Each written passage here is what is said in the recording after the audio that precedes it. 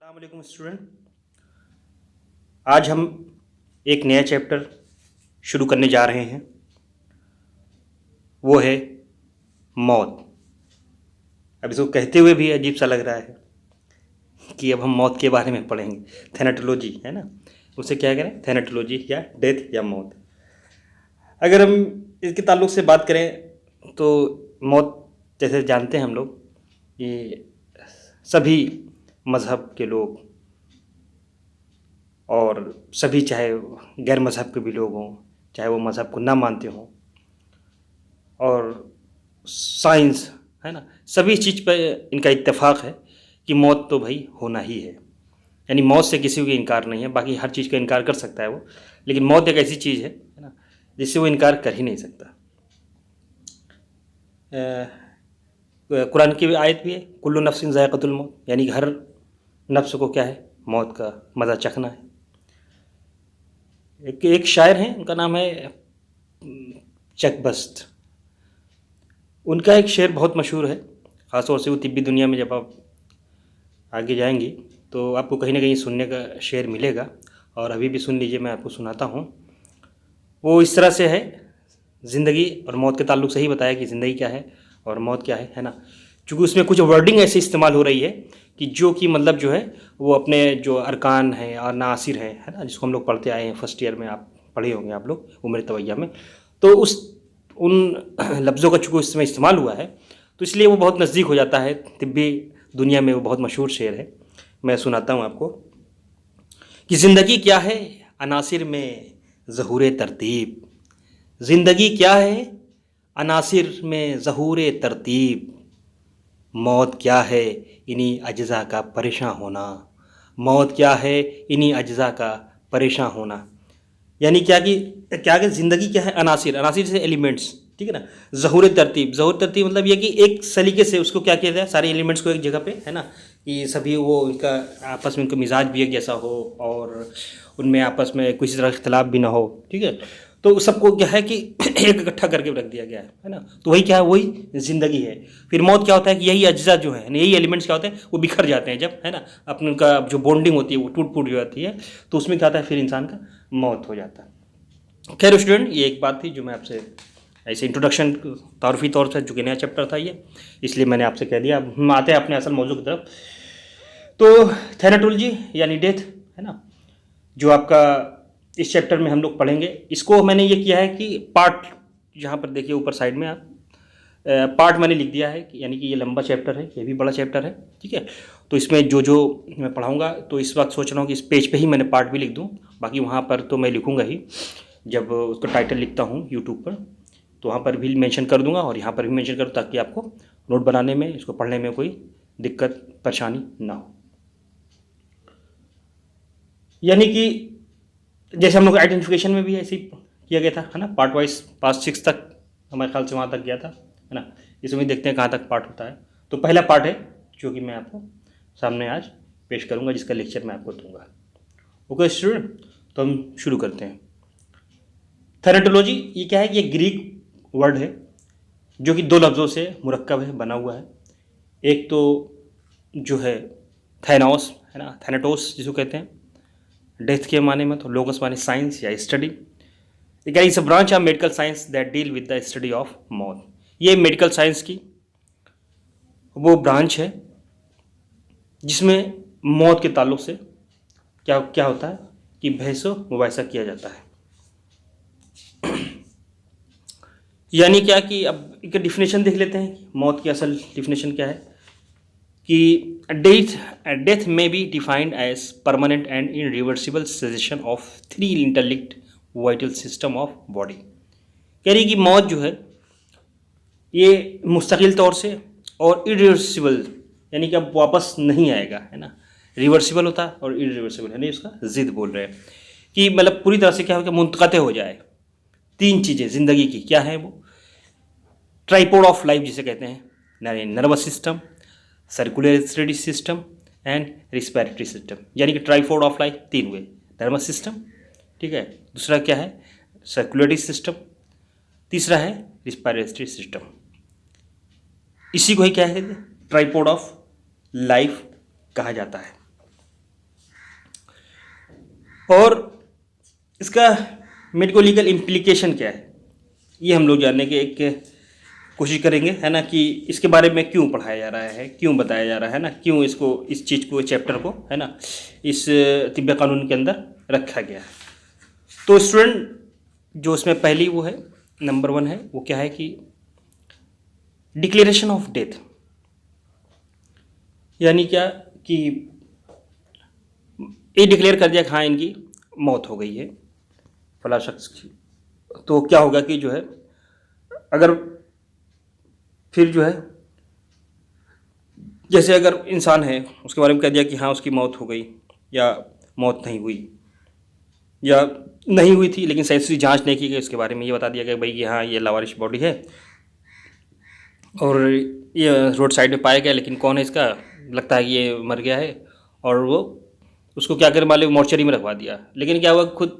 अभी डॉक्टरों ने देख कर उसकी मौत को जो है बताया नहीं था कि हाँ मतलब ये जिंदा है या मुर्दा है।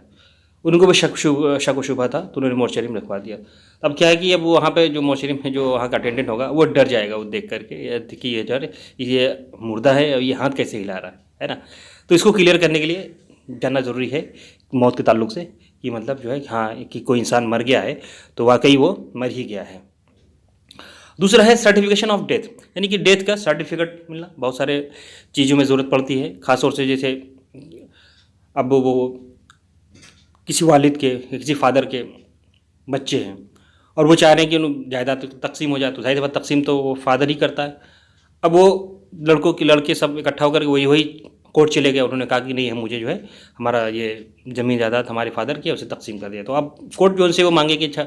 आप क्या हो सबूत है कि आपके वालिद दुनिया में नहीं है, हो सकता है वो उसको वालिद के गैर मौजूदगी में ये काम करने जा रहे हो, ठीक है ना। तो क्या कि बताएगा कि नहीं वो इंतकाल कर गए, तो उनसे सर्टिफिकेट मांगेगा, है ना, डेथ किया है वो इस दुनिया में मौजूद नहीं है।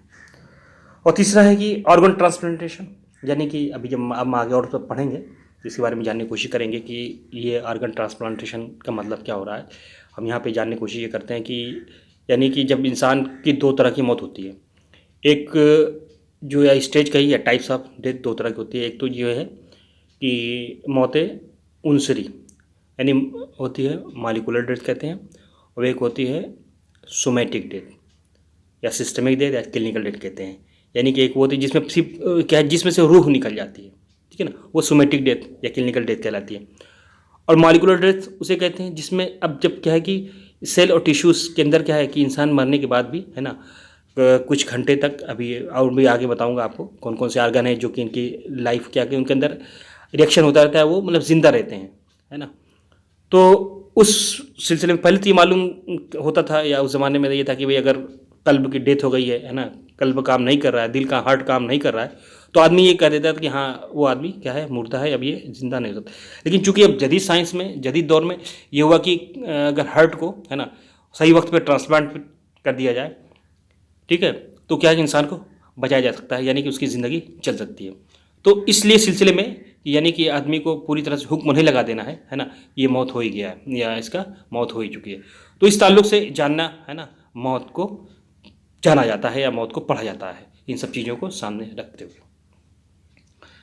अब स्टूडेंट हम लोग बात करते हैं डायग्नोसिस ऑफ डेथ, यानी क्या कि हम कैसे बता देंगे हाँ ये डेथ हो चुका है आप, ठीक है ना। जैसे उसमें क्या है कि brain death is declare when there is, ये कह देगा कि हाँ इसका जहन क्या है, आप अकल हो, होश, सभी चीज़ खो चुका है ये, ठीक है ना। उसको देखने के बाद क्या देखेंगे, पहले डायग्नोसिस बनाएंगे उसकी, कैसे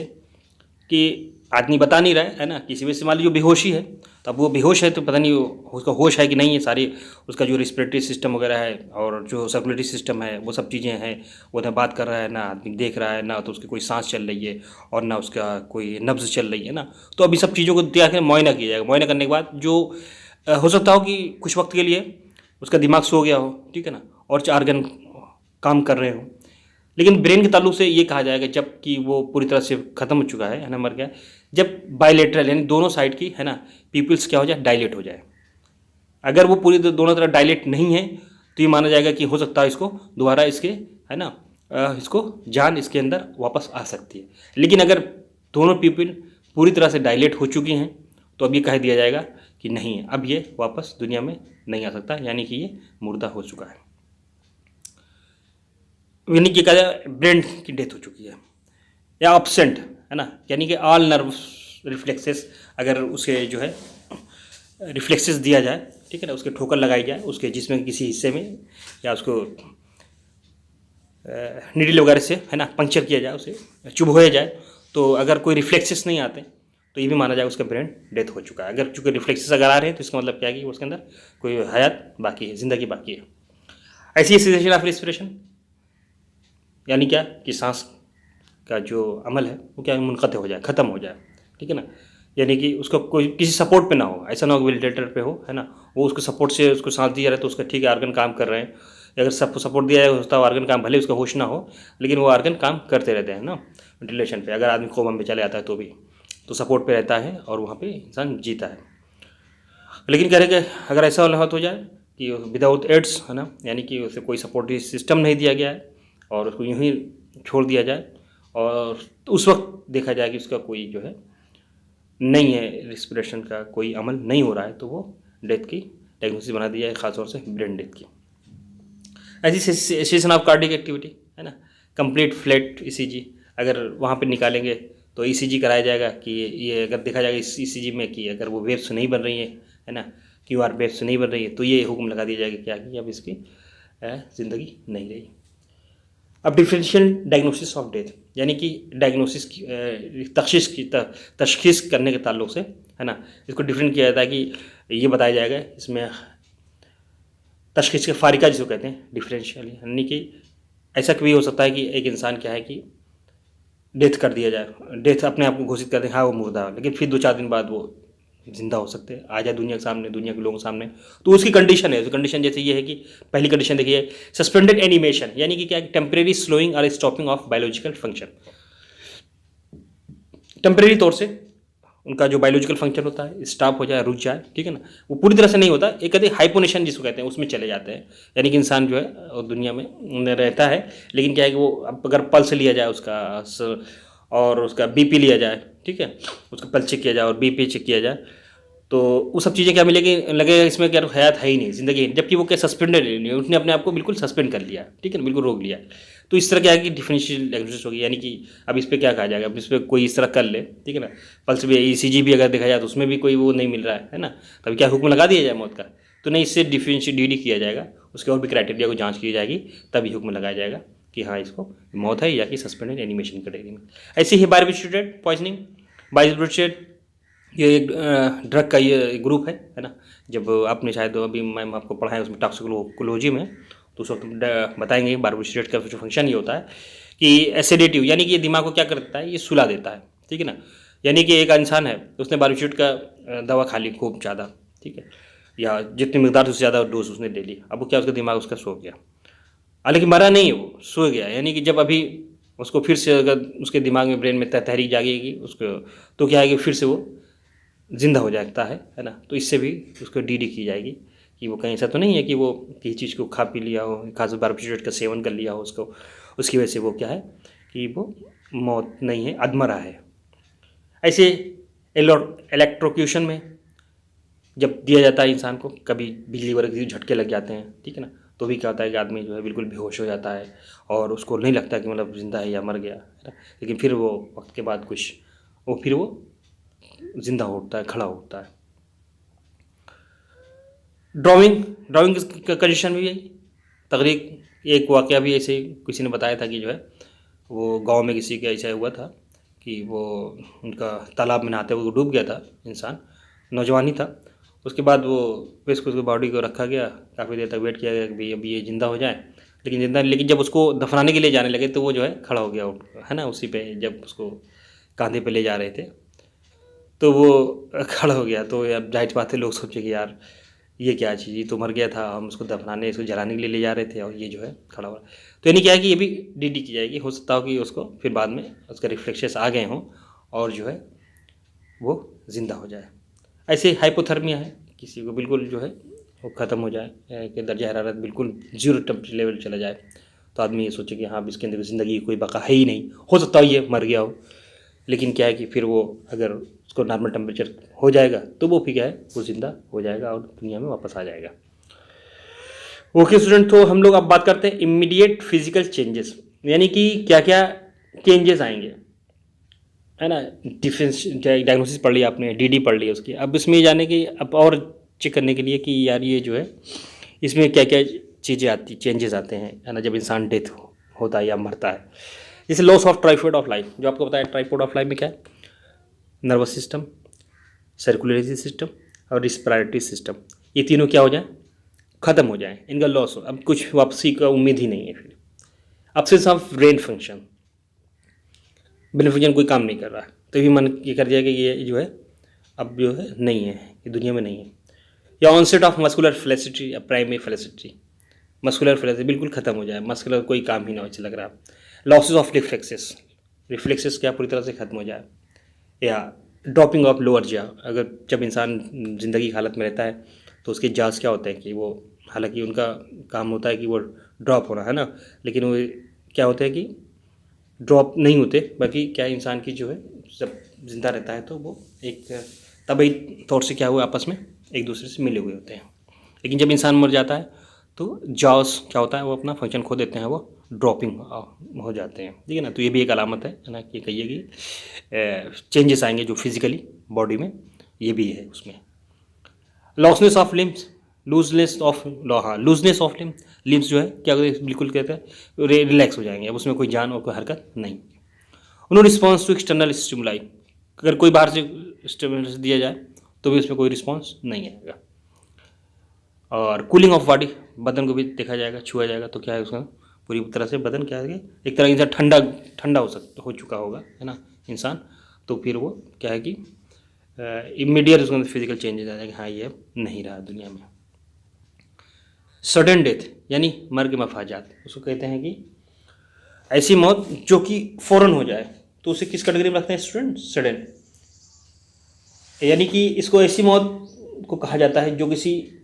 जैसे कि WHO डिफाइन इसके बारे में क्या डिफाइन कर रहा है, ये बता रहा है कि मौत को, ऐसी मौत को कहा जाता है जो किसी मर्जी अलामत, ठीक है ना, कोई सिम्टम उसको मिला 24 घंटे के अंदर, है ना, या उसके बगैर जाहिर हुए, है ना, उसकी मौत वाक़ई हो जाए,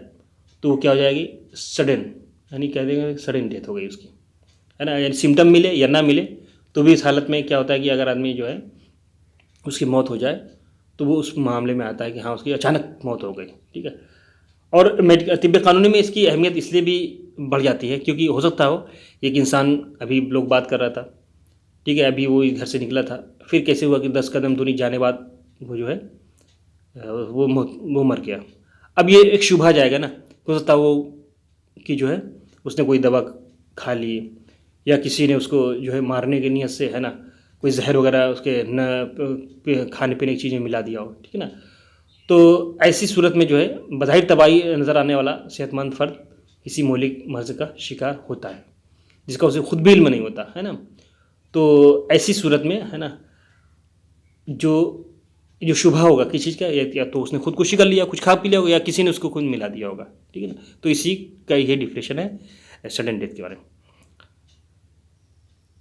वही है, the death is sudden and unexpected that suspicion of foul, ये कहा जाता है कि ऐसा क्या है, क्यों शुभ है।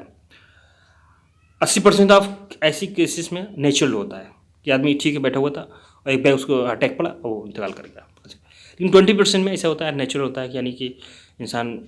किसी धोखे में आकर के कुछ नशा वो चीज़ें खा ले, उसे खिला दिया जाए, तो जहर मिला है वो चीज़ें। ये 20% ऐसे केसेस में ऐसा होता है कि उसे मालूम नहीं था और लेटा वो फिर वो इंतकाल कर जाए। अब नेचुरल डेथ दिस अगर ड्यू टू सम डिजीज़, जैसे ये वॉकर हो सकती है, पैथोलॉजिकल कंडीशन है, old age and debility, debility कहते हैं, जैसे आप जैन वगैरह मज़हब में देखिए वो लोग जो है जब अपने आप को घोषित करते हैं कि अब कोई दाना पानी नहीं लेंगे, है ना, तो वो भी क्या है कि वो अपने उनके नेचुरल डेथ ही हो जाती है, वो उसके अंदर उनका अपने मज़हब का अक़ीदा है। अगर द नेचुरल में भी, नेचुरल डेथ में क्या क्या चीज़ आती है, जैसे पैथोलॉजिकल कंडीशन हो सकती है, या इंसान जब पूरी उम्र हो चुकी है उसकी, जाहिर बात बूढ़ा हो चुका है उसको मरना ही है, या डिबिलिटी, या तो ये क्या नेचुरल डेथ कही जाएगी वो, ठीक है ना। इन तीन चीज़ों को अब अगर नेचुरल डेथ में क्या क्या आएगा, यानी कि जैसे एक्सीडेंट हुआ, ये किस में एक्सीडेंटल केसेस जो होंगे वो किस में अंडर में आएंगे, एंड नेचुरल, यानी कि इंसान 20 साल 22 साल का है, उसका एक्सीडेंट हुआ रोड साइड, जाहिर बात मर गया, हो सकता हो भी वो 40-50 साल और जीता, एक्सीडेंट में आएगा, वो नेचुरल डेथ में कहलाएगा। क्रिमिनल में सुसाइडल हुआ, होमिसाइडल हुआ, यानी किसी ने खुदकुशी कर ली, किसी डिप्रेशन की वजह से, कोई प्रॉब्लम थी उसको, वो नहीं रहा, जबकि वो अभी उसकी उम्र ये थी कि वो ज़िंदगी रह सकता था, लेकिन वो अपने आप को समझा कि हम अब इस लायक नहीं है कि दुनिया में रह सकें, ठीक है, वो सुसाइड कर लिया उसने। या किसी ने किसी का कत्ल कर दिया, ठीक है ना, और ये होगी जबकि वो इंसान जी सकता था और अपनी ज़िंदगी दुनिया में गुजार सकता था। तो ये किसमें, ये अननेचुरल क्या कैटेगरी में आएगा। अब स्टूडेंट हम लोग बात करते हैं मैनर ऑफ डेथ, भी इसी के अंदर है, नेचुरल अननेचुरल।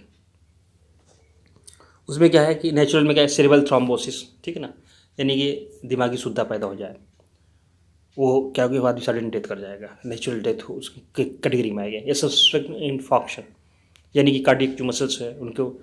ऑक्सीजन सप्लाई ना हो, इन्फॉक्ट हो जाए, ठीक है ना, उस कंडीशन में क्या है उसकी मौत हो जाएगी, तो नेचुरल कहलाएगी। या सेरेब्रल एम्बोलिज्म या इंजेमाद हो जाए, है ना, तो इसमें भी क्या है कि उसको डेथ हो सकती है। मेनिंजाइटिस, इन्फ्लेमेशन ऑफ मेनिंजिस, जो दिमाग की मेम्ब्रेन्स हैं, है ना, जो रेशा है उनके अंदर इन्फ्लेमेशन हो जाएगी, जिसकी वजह से फिर क्या है उनकी डेथ हो सकती है, नेचुरल के अंदर में आएगी। ऐसे ट्यूमर है ऑफ ब्रेन, है ना, प्रोड्यूसिंग प्रेशर, कोई जैसे अभी रिसेंटली अगर आप सोचें पर 2-3 दिन पहले जो इरफान खान की डेथ हुई है, तो उसके अंदर क्या था कि वो न्यूरॉन ट्यूमर था, है ना, उसकी वजह से क्या हुआ उसका डेथ हुई। तो अब वो किसके अंदर में आएगी, वो भी नेचुरल डेथ की ही अंडर में आएगा, ठीक है ना। A tumour of brain with sudden haemorrhage, या ऐसा ट्यूमर जिसकी वजह से अचानक इंसान का हेमरेज हो जाए ना। या मेटाबॉलिक डिसऑर्डर जैसे यूरेमिया, किसी को वो उसके खून में बहुत ज़्यादा अगर यूरिया आ जाएगा तो जाहिर सी बात है कि उसको बॉडी टॉक्सिसिटी हो जाएगी, पैदा हो जाएगी उसके अंदर, और वो सांस लेने में दिक्कत होगी तो उसकी मौत हो जाएगी। तो इस तरह स्टूडेंट और भी देख लीजिएगा, 7वां 8वां पॉइंट भी सब आसान है। अब अननेचुरल की बात करते हैं, accident and head injury, accidental head injuries, for example RT यानी रोड ट्रैफिक एक्सीडेंट में किसी को क्या गया, गिरा, इसीलिए हेलमेट क्यों कहा जाता है, इसलिए कि सबसे पहले जो चोट जो लगती है इंसान जब एक्सीडेंट करता है या एक्सीडेंट होता है उसका, तो वो जहन में अगर चोट लग गई, ठीक है ना, तो इंसान क्या तो फौरन बेहोशी हालत में चला जाता है। तो हेलमेट क्या है तो प्रोटेक्ट करता है कि आदमी फिर अगर अपने आप को साइड कर ले, ताकि हो सकता पीछे से कोई और भी गाड़ी तेज़ रफ्तार आ रही हो तो उससे कम से कम अपने आप को घसीटते हुए, है ना, बचते हुए किसी तरह से वो किनारे चला जाए, ताकि मजीद और एक्सीडेंट से वो बच जाए, ठीक है, इसीलिए हेलमेट का वो दिया जाता है, इंस्ट्रक्शन दिया जाता है। अब होमिसाइडल हेड इंजरीज, किसी ने किसी को मार दिया, छुरा जैसे मार दिया, किसी और से ऑब्जेक्ट से मार दिया, या किसी धारदार चीज़ से मार दिया, या गोली चला दी, तो क्या अगर इंजरी हुई तो वो किस में आएगा, अननेचुरल डेथ के अंडर में आएगा। Suicidal head injuries, for example fire arm injury, किसी ने अपने आप को खुदकुशी कर ली, गोली मार ली, ठीक है ना, वो भी किस में, अननेचुरल के डेथ में के अंडर में आएगा। पॉइजनिंग एग्जांपल ओपियम, अल्कोहल, किसी ने इसको किसी को खिला दिया ना, ओपियम का या अल्कोहल दे दिया, इसकी पॉइजनिंग, तो वो क्या है कि अननेचुरल डेथ कहलाई जाएगी। अभी जब हम लोग बात कर रहे थे डीडी में बात कर रहे थे स्टूडेंट कि सस्पेंडेड एनिमेशन की, वहाँ पे हम लोग बात कर रहे थे ना, जिसमें सस्पेंडेड एनिमेशन था, ड्राउनिंग था, ठीक है ना, तो आदमी उसके ताल्लुक से ही ये है कि it is a condition in which the vital function of the body यानी heart beat and expression are at such a low pitch that may can be detected by routine methods of clinical examination, ठीक है student, यानी कि routine जो examination का वक्त होता है, यानी बीपी का, टेम्परेचर का और नब्ज का, ठीक है ना, या पल्स का, तो उसमें क्या है कि वो चीज़ें नहीं मिलेगी, इतने डिमिनिश हो जाएगी, इतना बारीक हो जाएगी कि वो क्या है कि आला जो होता है वो पकड़ नहीं पाता, ठीक है ना, उन चीज़ों को, तो वो सस्पेंडेड एनिमेशन कहलाएगा। नहीं, इससे डी करेंगे, कई ऐसा ना हो कि इंसान ऐसी हालत बन गया हो, है ना, और उनको ले दफन कर दिया, फिर मालूम है कि वो उसको फिर ज़िंदगी आ गई उसको वापस, तो इसको डिफरेंट किया जाता है। अब जैसे इसको टाइप में है, वॉलंटरी है और इनवॉलंटरी है। इनवॉलंटरी में जैसे ड्रॉन परसेंट है, न्यूबॉर्न बच्चा होता है, कभी होता है ना, पैदा होने के बाद वो मालूम अगर रोया नहीं तो फ़ौरन क्या कि उसको जो है अगर उसका बॉडी को उसको वो उल्टा कर देते हैं, ताकि है ना क्या उसके अंदर फिर से वो एक एनिमेशन जो होता है, फिर वो फेफड़े उसके काम करने लगे हैं, तब तक फेफड़े में वाटर होता है जिसकी वजह से वो काम नहीं कर पाता, लेकिन जब उसे उल्टा कर देते तो क्या है कि प्रोसेस चेंज होता है ना, तो फेफड़े जो है फिर काम करना शुरू कर देते हैं। तो ऐसे आफ्टर एनेस्थीसिया में एनेस्थीसिया दिया जाता है किसी पेशेंट को, तो उसमें भी क्या होता है कि वो उसका ज़िंदगी ट्राइपोड और ब्लॉक बिल्कुल जो है सुस्त हो जाती है, और नॉर्मल अगर बीपी और उसका नब्स चेक किया है तो उसमें नहीं मिलता है ना, रेंज में नहीं आता, तो ये जो है सस्पेंडेड एनिमेशन के अंडर में ये भी आता है। ये इनवॉलंटरी है यार, ये आदमी जानबूझ के नहीं कर। अब ये वॉलंटरी किसको कहते हैं? वॉलंटरी कहते हैं स्टूडेंट वो कि जैसे योगी है, यानी एक आदमी क्या कहते हैं, बाबा रामदेव क्या करता है, देखेंगे कभी आप, जिस तरह से वो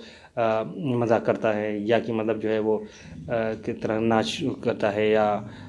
वो कहिए कि मतलब जो एक्टिविटी एक्टिंग करता है ना, एकदम सांस रोक लेता है, उल्टे पौधा चलता है ना, तो ऐसे लोग क्या है कि वो वॉलंटरी होते हैं, जो अपने आप को रोक लेते हैं सांस, है ना, और जो है सस्पेंडेड एनिमेशन के कैटेगरी, अपेरेंट डेथ भी इसको कहते हैं, उस कैटेगरी में आता है। तो स्टूडेंट, ये थे हमारा पहला पार्ट, ठीक है ना, और मैंने इसको कवर करने की कोशिश किया। अब आज आपको बताया, मैंने इसका इंट्रोडक्शन करा दिया डेथ का। अब इसके हम आगे की बात करेंगे, है ना, तो इंशाल्लाह फिर जो है आपसे हम बात करेंगे फिर। चलिए स्टूडेंट, अब मिलते हैं अगले लेक्चर में, तब तक अपना ख्याल रखिए।